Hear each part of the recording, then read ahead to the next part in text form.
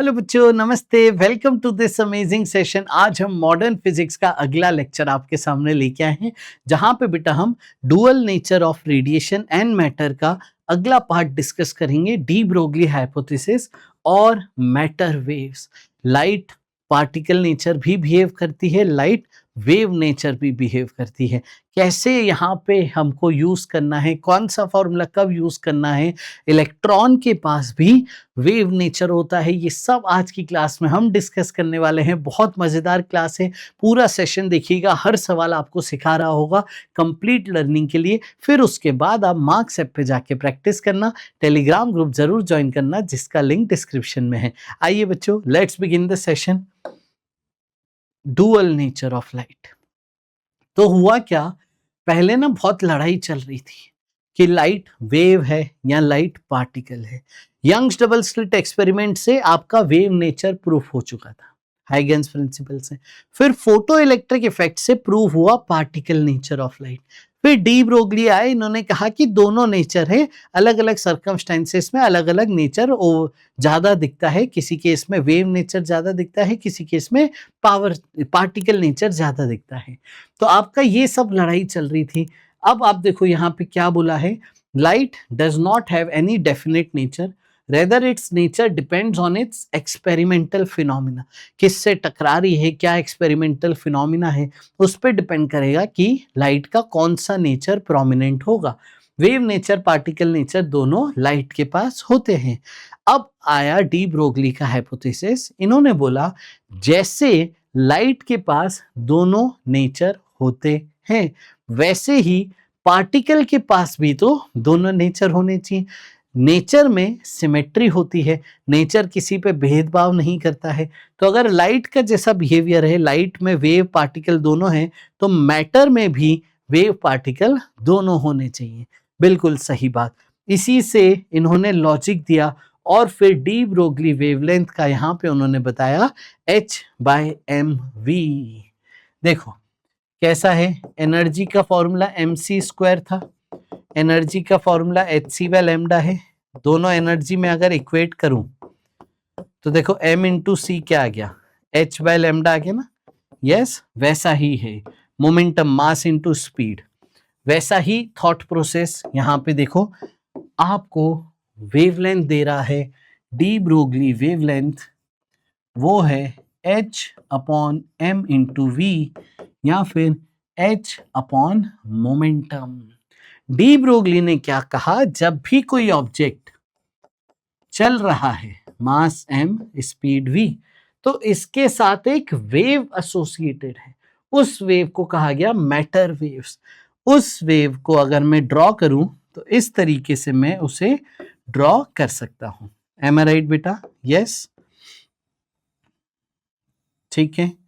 इस तरीके से मैं वेव्स को ड्रॉ कर सकता हूँ, एम्पलीट्यूड बड़ा छोटा करके, सबसे ज्यादा इंटेंसिटी इसकी पोजीशन पे। तो पार्टिकल चल रहा है तो वेव एसोसिएटेड है। इस वेव की वेवलेंथ क्या है, वो कहा डी ब्रोगली ने है h/mv या फिर h/p। अब इसके अलग अलग फॉर्मेट है, उस पर रेशियो वाले सवाल बहुत आते हैं। आओ देखो सारे फॉर्मेट डिस्कस कर ले। तो काइनेटिक एनर्जी का एक फॉर्मूला होता है p²/2 है। ये फॉर्मूला मॉडर्न में बहुत यूज होता है ना, ध्यान रखना इसको। तो यहां से मोमेंटम क्या हो गया, 2m काइनेटिक एनर्जी का होल रूट, वो यहां पे पुट कर देते हैं h/√2m काइनेटिक एनर्जी। यस, अब अगर एक चार्ज पार्टिकल है, ठीक है, प्लस क्यू, इनिशियली रेस्ट पे था, ठीक है, इसको फिर आपने एक्सिलरेट कर दिया, एक्सिलरेटिंग वोल्टेज लगाया v एक्सिलरेटिंग आपने वोल्टेज लगाया v। तो बेटा इस पे वर्क डन कितना होता है, बच्चे ध्यान रखना, इलेक्ट्रोस्टैटिक्स में हमने पढ़ा होता है वर्क डन का फॉर्मूला है Q into potential, Q∆V, Q into potential difference. अब वर्क एनर्जी थ्योरम क्या बोलती है, वर्क डन किस में चला जाता है, काइनेटिक एनर्जी में। तो ये जो वर्क डन हुआ इस पोटेंशियल ने किया, वही तो इसकी काइनेटिक एनर्जी बन गई। तो काइनेटिक एनर्जी को आप लिख सकते हो charge into accelerating voltage. Yes, उसको मैं यहाँ पे पुट कर दूं तो ये फॉर्मूला देखो बना h/2m Q into accelerating voltage. That's it बच्चों, ये डी ब्रोगली वेवलेंथ के फॉर्मूले हैं। इस पर रेशो वाले सवाल बड़े आते हैं। देखो, कई बार स्पीड के बीच में रिलेशन, तो ये यूज करेंगे। कई बार मोमेंटम के बीच में रिलेशन, तो ये यूज करेंगे। कई बार काइनेटिक एनर्जी के बीच में रिलेशन, तो ये यूज करेंगे। कई बार वोल्टेज के बीच में रिलेशन, तो ये यूज करेंगे। तो कौन सा फॉर्मूला कब यूज करना है, ये बड़ा आपको ध्यान से देखना है, इसमें आपको गलती नहीं करनी है। जैसे एग्जाम्पल ले लेते हैं हम छोटा सा, प्रोटॉन है और अल्फा पार्टिकल है, ठीक है। दोनों की आपने बोला है, दोनों को सेम वोल्टेज से एक्सेलरेट किया, ठीक है, एक्सेलरेट किया दोनों को सेम वोल्टेज से। इसकी de Broglie wavelength lambda P, इसकी de Broglie wavelength lambda of alpha particle. इसका चलिए अब रेशियो बताइए। समझ गए लॉजिक? चलो, ऐसे ही आपको दे सकते थे, दोनों को सेम स्पीड दी, तब रेशियो बताओ।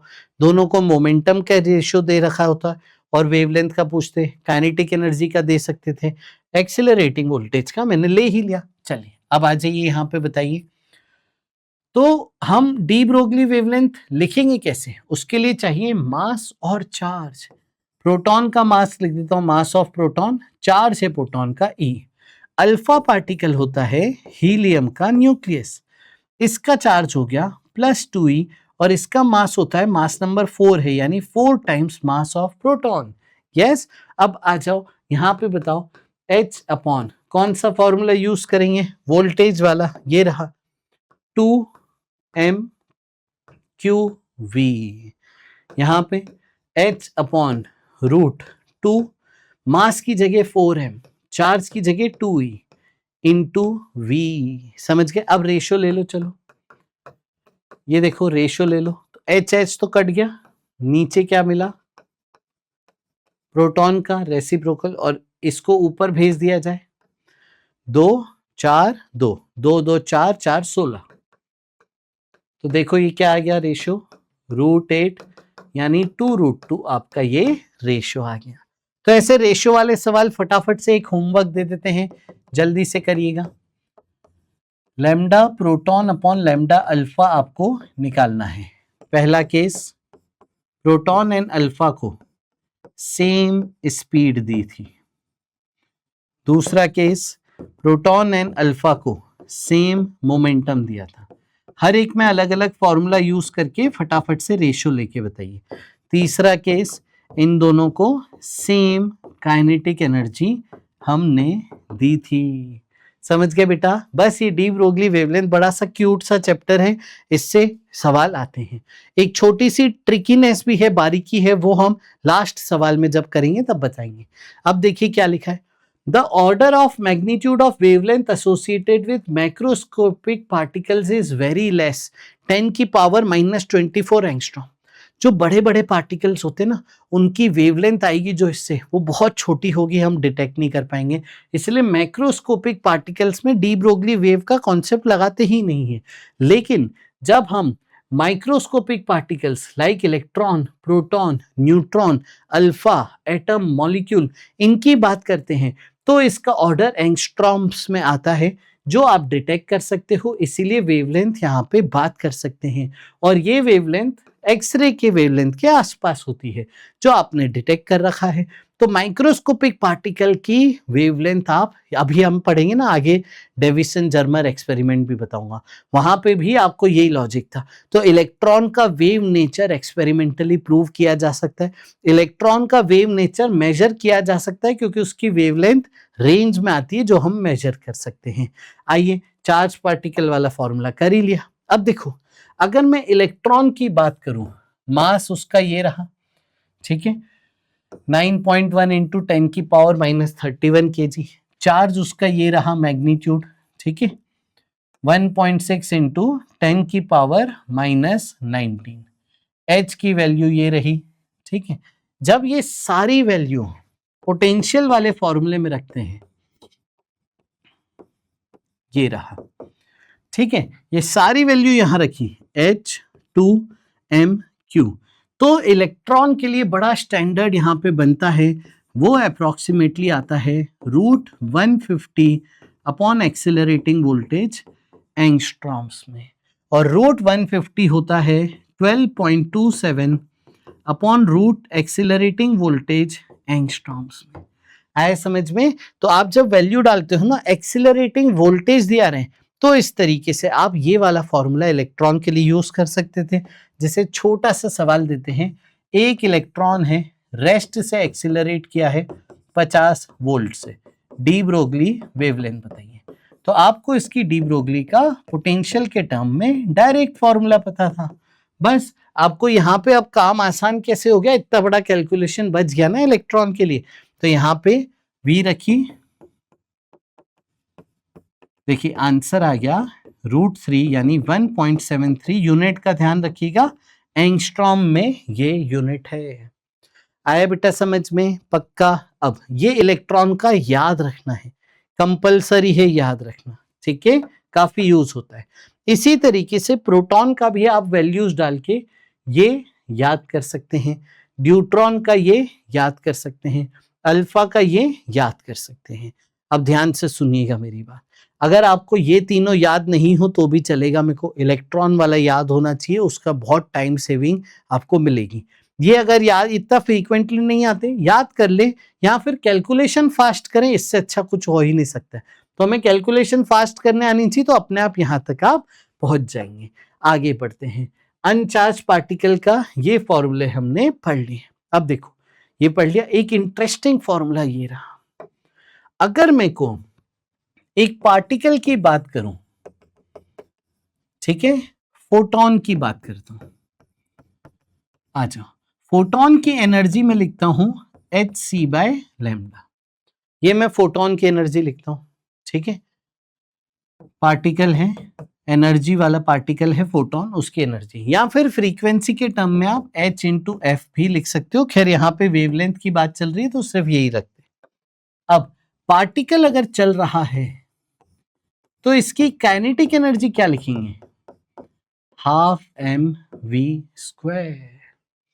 डी ब्रोगली वेवलेंथ कैसे आएगी, h/√2m ke, या फिर h/ मोमेंटम, ठीक है। चलें आगे, पक्का।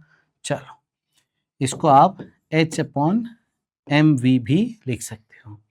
कैसे करें बच्चों, कैसे करें, देखो समझना, यहां पे मेरा एक डाउट है मेरा, कि अगर मेरी वेवलेंथ आ गई, पार्टिकल की डी ब्रोगली वेवलेंथ आ गई, पार्टिकल जब वेव नेचर शो करेगा तो उसकी वेवलेंथ ये रहेगी। पार्टिकल को अगर मैं वेव मान लूं तो वेव की वेवलेंथ यहां से आएगी, समझ गए? क्या मैं पार्टिकल की एनर्जी को hc/λ लिख सकता हूं? ये आपसे सवाल है, कमेंट करके बताइए, क्या मैं पार्टिकल की एनर्जी को hc/λ लिख सकता हूं? इसका जवाब है नहीं। hc/λ सिर्फ फोटोन के लिए ही आप फॉर्मूला यूज करेंगे, समझ गया बेटा? ध्यान रखना ये बिल्कुल अच्छे से। चल अब यहां से स्पीड क्या आ गई बेटा, स्पीड आ गई h/m λ, ये यहाँ पे पुट कर दूं तो काइनेटिक एनर्जी क्या आ गया, ½ mh²/m²λ², यानी h²/2m λ²। यानी फोटोन के लिए आप एनर्जी लिख रहे थे वेवलेंथ के टर्म्स में hc/λ, पार्टिकल के लिए अगर आपको एनर्जी लिखनी है वेवलेंथ के टर्म्स में तो आप इस तरीके से लिखेंगे, h²/2m λ², ये याद रखना है हमें, ठीक है। और इसमें कुछ मैनिपुलेशन कर सकते हैं, देखिए ½ mv² को v इंटू वी लिख दिया, m इंटू वी को हमने लिख दिया h/λ, तो यहां से काइनेटिक एनर्जी ऐसे भी लिखा जा सकता है hv/2λ, ठीक है, समझ गए? तो ये पार्टिकल का वेवलेंथ और स्पीड के टर्म्स में, ये वेवलेंथ और मास के टर्म में एनर्जी लिखी जा सकती है। फोटोन में ये लगा सकता हूं कि सर फोटोन का ½ mv², नहीं, फोटोन का मास लिख ही नहीं पाते, तो ये आपको ध्यान रखना है। चलिए आगे चलते हैं, थोड़े सवाल जवाब हो जाए फिर आगे बढ़ाएंगे कहानी। एक photon of light enters a block of glass, after travelling through vacuum the energy of photon on entering the glass block. देखो ये हमने पढ़ा है रिफ्रैक्शन में frequency does not change, speed change हो जाती है, वेवलेंथ चेंज हो जाती है ना। मीडियम में स्पीड क्या हो जाती है, मीडियम में स्पीड होती है c by mu refractive index, medium में वेवलेंथ होती है lambda of vacuum divided by mu. ठीक है, तो अगर मैं एच एफ फॉर्मूले से देखूं तो फ्रीक्वेंसी तो सेम है तो एनर्जी सेम रहेगी, यहां पे भी यहां पे भी यहां पे भी। अगर मैं एच सी बाय लैम्डा से फॉर्मूले से देखूं तो सी नहीं रखना, सी तो वैक्यूम की स्पीड थी, नई स्पीड नई वेवलेंथ फिर देखना पड़ेगा। तो इसलिए आप ग्लास में गए, ग्लास के बाद बाहर निकल गए, आपका फ्रीक्वेंसी चेंज नहीं होगा। समझ गए, इंक्रीज डिक्रीज गलत है, सेम रहेगा क्योंकि स्पीड डू नॉट चेंज गलत है, तो डी ऑप्शन ही सही हुआ। आगे बढ़ते हैं, अगला सवाल। ऐसे बहुत सवाल आते हैं। Particle of mass M rest पे था, ये फट गया, कोलिजन एक्सप्लोजन हो गया, दो टुकड़ों में फटा, ये इधर चला गया v1 स्पीड से, ये इधर चला गया v2 स्पीड से। चलिए आपसे पूछा है इन दोनों की डी ब्रोगली वेवलेंथ का रेशियो बताओ। ठीक है, तो कैसे करेंगे बताओ इसको सॉल्व, मासेस दिए हैं कैसे करेंगे। तो इसकी de Broglie wavelength h upon mv, इसकी de Broglie wavelength h upon m2v2। तो इनमें रिश्ता निकालना पड़ेगा ना, तभी तो रेशियो में कटेंगे। तो स्पीड तो कहीं है ही नहीं, है ना, ऑप्शन में देखो, तो आपको दिमाग लगाना पड़ेगा। क्या दिमाग लगाएं सर, तो आप देखो एक्सप्लोजन, कोलिजन, इन चीजों में मैकेनिक्स लगाया करो, कंजर्वेशन ऑफ मोमेंटम लागू होगा। तो इनिशियल मोमेंटम ऑफ सिस्टम बराबर final momentum of system, initial momentum 0, finally एक का नेगेटिव दूसरे का पॉजिटिव, यानी दोनों का मोमेंटम का मैग्नीट्यूड सेम है, डायरेक्शन अपोजिट है। अगर दोनों का मोमेंटम सेम है तो h बाय p ले लो, इस फॉर्मूला से दोनों की वेवलेंथ सेम है, रेशियो 1:1 आ गया। अगला सवाल देखिए, आपकी सेम वेवलेंथ है डी ब्रोगली इलेक्ट्रॉन और न्यूट्रॉन के लिए। ठीक है, देयर वेलोसिटी का रेशियो क्या होना चाहिए, बस यहां पे आप वैल्यू रख दीजिए तो वेलोसिटी का रेशियो आ जाएगा, दैट्स इट।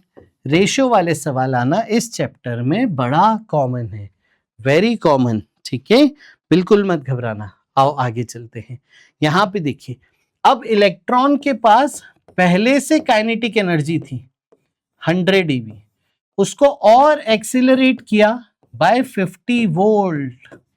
अब देखो 50 वोल्ट से और एक्सीलरेट किया, अब ध्यान से सुनना है, वर्क डन कितना करना पड़ेगा, वर्क डन कितना करना पड़ेगा, charge into potential difference, charge E, potential difference 50 volt, तो 50 EV वर्क डन करना पड़ेगा। ये work done extra kinetic energy है, चेंज इन काइनेटिक एनर्जी है। 100 तो भैया पहले ही थी ना, उसको और तेज कर दिया, तो उसकी फाइनल काइनेटिक एनर्जी लिखेंगे हम 150 EV। समझ गए, अब इसका फॉर्मूला में वैल्यू डाल के आप निकाल सकते हैं, या फिर इसी को आप ऐसे भी सोच सकते हैं कि इलेक्ट्रॉन रेस्ट पे था और उसको एक्सिलरेट कर दिया 150 वोल्ट से। ठीक है, 150 वोल्ट से आपने इसको एक्सिलरेट कर दिया। अब इसकी डी ब्रोगली वेवलेंथ बताइए, क्योंकि इतना एक्सिलरेशन वोल्टेज है तभी इतना आएगी, तो वो हमने याद किया है, ये रहा। तो देखिए ये रखिए 1 आ जाएगा, 1 एंगस्ट्रॉम आंसर हो गया। आया समझ में, तो छोटी छोटी चीजों में देखो उलझा सकते हैं आपको। अगला सवाल, proton electron move with same velocity, associated wavelength of proton. बच्चों कितना आसान है, स्पीड सेम है, मास जिसका ज्यादा उसकी वेवलेंथ कम, मास प्रोटॉन का ज्यादा है, प्रोटॉन की वेवलेंथ कम। अगला सवाल, न्यूट्रॉन की डी ब्रोगली वेवलेंथ कैसे लिखेंगे, टेम्परेचर के टर्म्स में। तो देखो यहां पे न्यूट्रॉन को हम एक गैस बिहेवियर मानते हैं, आइडियल गैस की तरह हम मान रहे होते हैं। तो यहां पे आरएमएस स्पीड हम लिखते हैं 1 पार्टिकल की √3kT/m। के Boltzmann constant, T temperature absolute kelvin में, m मास उस पार्टिकल का। अब आप इसमें फॉर्मूला रखिए, तो आप देखिए m/√m, एक रूट में m आ जाएगा, ये आपका फॉर्मूला बनता है। ठीक है, ये ध्यान रखना है। अगर अनचार्ज्ड पार्टिकल हो, टेम्परेचर के साथ दिया हो, तो ये वाली वर्किंग आप कर रहे होंगे। वेवलेंथ यहाँ पे inversely proportional to root of temperature है, यहां से मुझे मिलता है। चलिए अब देखो क्या बोल रहा है, इक्विलिब्रियम टेम्परेचर दिया है, VRMS यहां पे रख देंगे। चलो बोल्ट्जमैन कांस्टेंट की वैल्यू रखो, टेम्परेचर क्या रखना, 27 + 273, ये आएगा 300, यहां रखना। मास ऑफ न्यूट्रॉन देखो आपको दिया है, ठीक है, वो रख देना, H की वैल्यू रख देना, सॉल्व करना। ठीक है, अब देखो आपसे क्या पूछा है, 156/11 लैम्डा की वैल्यू बताइए। तो जब इसको सॉल्व करोगे ना, उसमें 156/11 मल्टीप्लाई करना, तो इसका जो फाइनल आंसर आता है ना, वो मैं आपको बता देता हूं। फाइनल आंसर आता है 2, तो इसका आंसर है बेटा 2। ये आपके लिए होमवर्क क्वेश्चन है, बस इसमें वैल्यू रख के सॉल्व करना। ये फॉर्मूला बेटा याद होना चाहिए। यस, देखो मॉडर्न में कैलकुलेशन के बहुत सवाल मिलेंगे, जैसे फिजिकल केमिस्ट्री में मिलते हैं। तो फिजिकल केमिस्ट्री और मॉडर्न फिजिक्स में प्रैक्टिस बहुत जरूरी है। आइए, डी ब्रोगली वेवलेंथ न्यूट्रॉन की, इसको पहले केल्विन में करिए, 1200 केल्विन। तो lambda inversely proportional to √1200, lambda dash inversely proportional to √300, divide कर दीजिए बच्चे। यस, तो ये आ जाएगा 1/√4 यानी 1/2।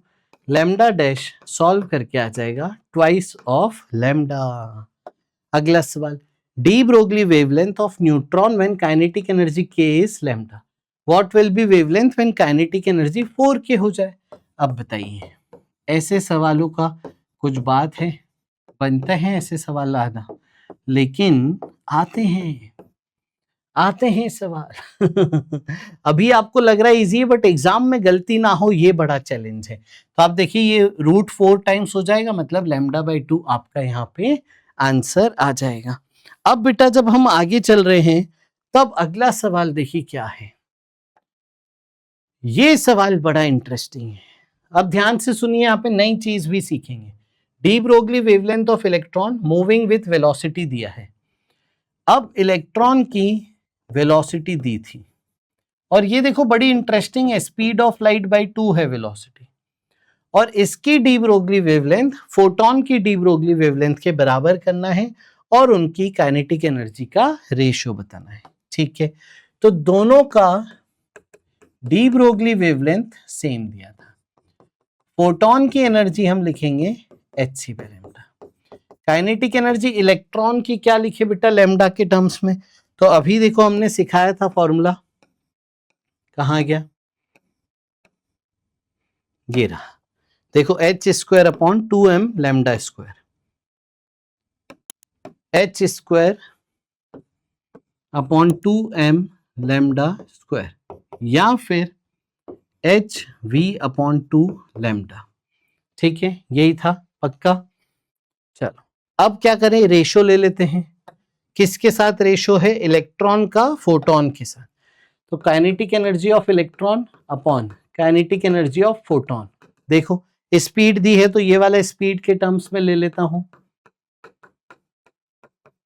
तो ये देखिए आ गया रेशो v/2c। v कितना दिया था, c/2, यहां पुट करूं तो रेशो आ जाएगा 1/4। देखिए 1/4 रेशो है ही नहीं आंसर में, तो आप क्या टिक करोगे, 4 टिक करके आओगे, नहीं वो तो गलत है ना, आपसे जो पूछा है वो आपका आंसर 1/4 आ रहा है। मतलब यहाँ पे आपको अलग चीज पूछी जा रही है। क्या पूछी जा रही है, देखो मैं बताता हूँ। अगर स्पीड ऑफ लाइट के इतना करीब नहीं होती वेलोसिटी, थोड़ी दूर होती वेलोसिटी, ठीक है, स्पीड ऑफ लाइट से कम होती वेलोसिटी, तो आपका ये v/2c एकदम सही रेशो था। लेकिन यहाँ पे स्पीड ऑफ लाइट के बहुत करीब आ गया, बहुत फास्ट चला रहे हो, तो जब आप वेरी फास्ट चलाते हो किसी भी पार्टिकल को स्पीड ऑफ लाइट के आसपास, तो मास जो है वो बदल जाता है। ये आपका नया मास होता है। यस, अगर मैं गामा को लिख दूं ये, तो मास नया होगा gamma into M not. Am not आपका रेस्ट मास है। अब ये याद रखना है ना, रिलेटिविस्टिक्स आइंस्टाइन की थ्योरी से आता है, तो डायरेक्ट फॉर्मूला बता रहे हैं वो याद रखना है। नया मोमेंटम का फॉर्मूला क्या होगा? नया मास इंटू स्पीड। नया मास हो जाएगा गामा एम नॉट। अब काइनेटिक एनर्जी का नया फॉर्मूला क्या होगा? देखिए, काइनेटिक एनर्जी का नया फॉर्मूला एम सी स्क्वायर से आ रहा है, तो एम सी स्क्वायर में गामा एम सी स्क्वायर। लेकिन इसमें से रेस्ट मास की एनर्जी माइनस करते हैं। जब रेस्ट पे था जो एनर्जी थी वो माइनस करो तो मोशन की एनर्जी आ जाएगी। तो gamma -1 M naught C square, ये आपकी काइनेटिक एनर्जी का यहाँ पे फॉर्मूला बन रहा है। आया बेटा समझ में? पक्का? कंफर्म? चलूं आगे? यस। अब चलो, अब हम निकालते हैं। तो एनर्जी ऑफ फोटोन है बेटा hc/लैम्डा। गामा निकाल लेते हैं। देखिए क्या होगा, स्पीड को रख दीजिए c/2, c/4, c²/4, 1 - 1/4। ये सॉल्व करके आ गया 2/√3। अब काइनेटिक एनर्जी इलेक्ट्रॉन की कैसे लिखेंगे? Gamma -1 into M naught C square, ये हो गया 2 - √3/√3 एम नॉट सी स्क्वायर। ये हो गई काइनेटिक एनर्जी ऑफ इलेक्ट्रॉन। आपसे रेशो किसका पूछा था बेटा? रेशो किसका पूछा था? Electron to photon. तो इलेक्ट्रॉन को फिर फोटोन से डिवाइड कर दीजिए, तो hc/लैम्डा से डिवाइड हो गया। तो ये देखो क्या मिला, 2 - √3/√3 एम नॉट, एक सी कट जाएगा अपॉन h लैम्डा। लैम्डा को अब क्या लिखेंगे? लैम्डा को लिखेंगे h अपॉन मोमेंटम इलेक्ट्रॉन का। तो लैम्डा को लिख दीजिए h अपॉन मोमेंटम, तो ये कट गया। ठीक है, अब मोमेंटम को कैसे लिखेंगे? तो बेटा नया मोमेंटम का फॉर्मूला रखना है। नया मोमेंटम का फॉर्मूला रखना है। तो ये मिला आपके पास नया मोमेंटम। नया momentum gamma am not into, ठीक है, speed. Gamma am not into speed. Speed क्या दी थी? c/2। गामा आ गया 2/√3। तो ये आ गया एम नॉट c/√3। ये पुट कीजिए यहां पे, समझ गए? देखिए कट गया, 2 - √3, रेशो बचा। आपका फाइनल आंसर आ गया बच्चे ऑप्शन डी। समझ में आया? तो ये एक थोड़ी सी ट्रिक है। अब देखिए सिलेबस की एकदम बाउंड्री पे आती है ये चीज, शायद ही कभी एग्जाम पूछे ही ना, शायद कभी पूछ ले। अलग अलग इंजीनियरिंग एग्जाम्स होती हैं, चाहे बिट्स में पूछ ले या किसी दूसरे एग्जाम में भी पूछा जा सकता है, इसीलिए हमारा फर्ज है बताना। तो हमने आपको बता दिया। अब हम मिलेंगे अगले लेक्चर में। आज के लिए इतना ही। मार्क्स ऐप पे जाओ, प्रैक्टिस करो, डी ब्रोगली वेवलेंथ को एकदम फोड़ के आओ। मिलते हैं अगले लेक्चर में। Bye bye, take care, god bless you.